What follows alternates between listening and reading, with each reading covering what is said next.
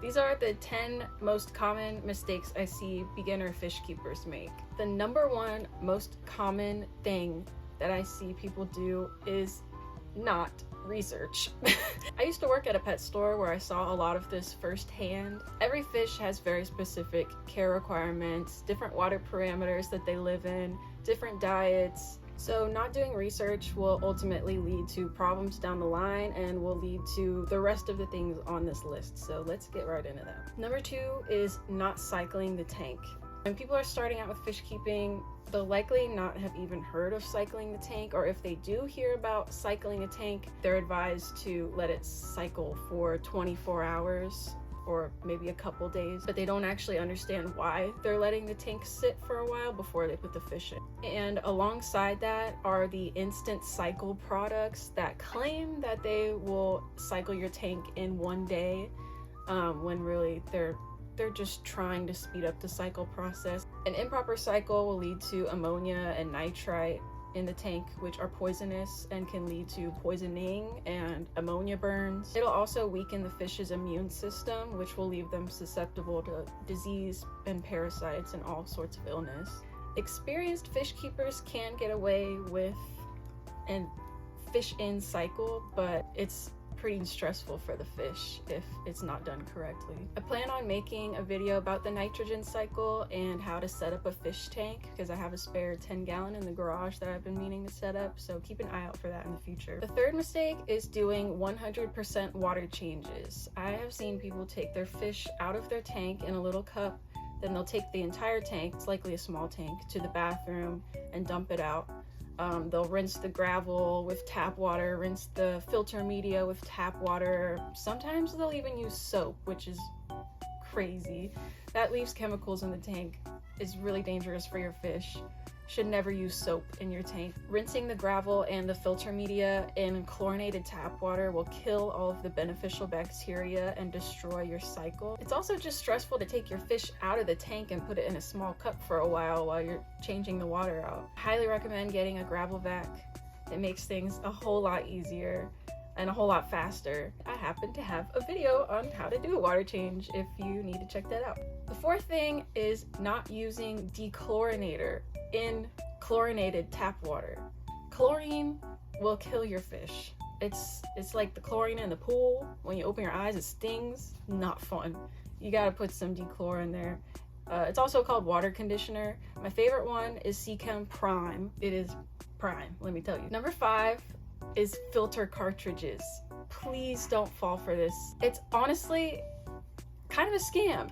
There's 3 different types of filtration. You've got biological, chemical, and mechanical. Filter cartridges are chemical filtration because they have carbon inside of them, and mechanical because they have like a filter floss pad type of coating to surround the carbon. Now, bacteria can grow on these filter cartridges, but these companies encourage you to replace the filter cartridges. And you have to. I mean, if you want the carbon to still work, it stops working after a while, so you have to replace it. And when you're only using that cartridge, you take it out, you replace it with a brand new one. There's no bacteria in your filter now. When your cycle crashes, you get ammonia and nitrite, which are poisonous for your fish. These are totally fine if you use them alongside a sponge or ceramic rings or something that has a lot of surface area to hold the beneficial bacteria, but alone, not so good. They're also kind of unnecessary because you could just use a sponge and some filter floss, which is that mechanical filtration. You only really need carbon if you're trying to remove chemicals from your tank, like medicine and stuff like that. Number 6, tank size. Now, there are a lot of things that can lead someone to get a tank that is below the minimum requirement for a fish. You've got pet store employees who are misinformed or haven't been trained properly, which, I mean, I was there myself. They didn't teach us much about these fish. As an employee, you really can just go off of if you want to do research off the clock when you have time, or the labels under the fish tanks, which are also incorrect sometimes. There's also the pet store care guides, which are also incorrect sometimes, which I am also going to do a video about soon.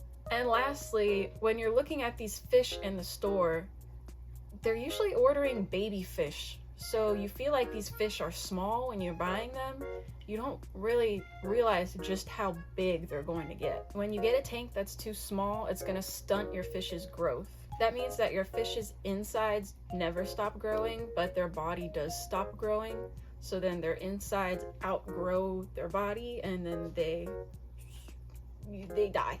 The next thing I want to talk about is stocking the tank. That means how many fish you're putting in and what type of fish you're putting in. Overstocking a tank could lead to stunting the growth of your fish as well. There are growth inhibiting hormones that build up in a tank, especially when it's too small and when there are not enough water changes being performed on it. It's also important to factor in which type of fish you're putting together.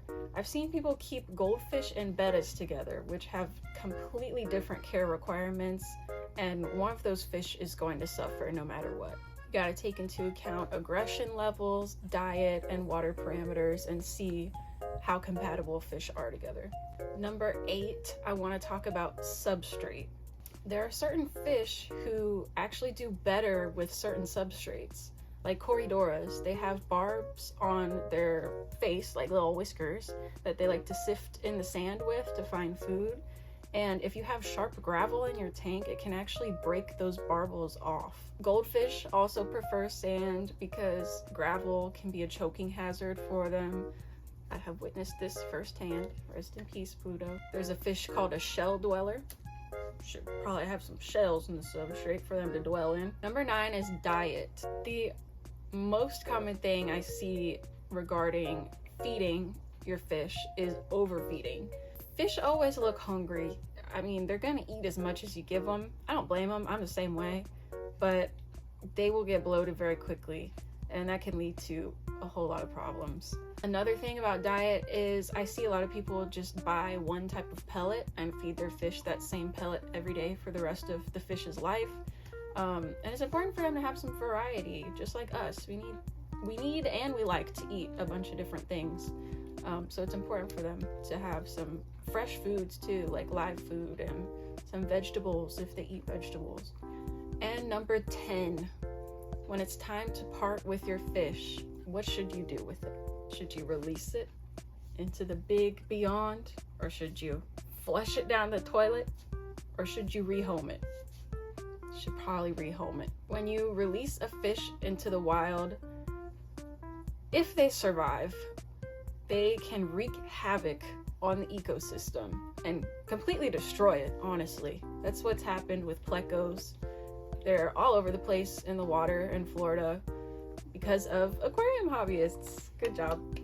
We are awesome. They're digging into the sides of the river and the riverbanks and causing them to collapse and erode. They're eating native fish eggs. They're destroying plants. They are weighing down manatees and burning extra calories from manatees for no reason. How rude. But yeah, there's that.